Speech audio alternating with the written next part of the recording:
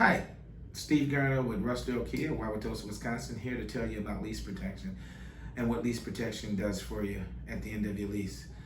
Lease protection, it basically incurs any expenses that you might have at the end of the lease so that you don't incur any extra cost. Some of the things that it takes care of are like the dents, windshield, rips, tears, repair of the windshield or replacement of the windshield.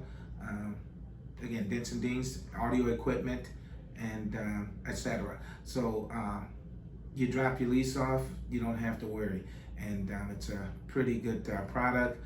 Covers you can cover you up to $5,000 worth of damage depending on which product you go with. But it's a really good product, and you can consult with me on your next lease, and we can set you all up. Thank you and have a great day.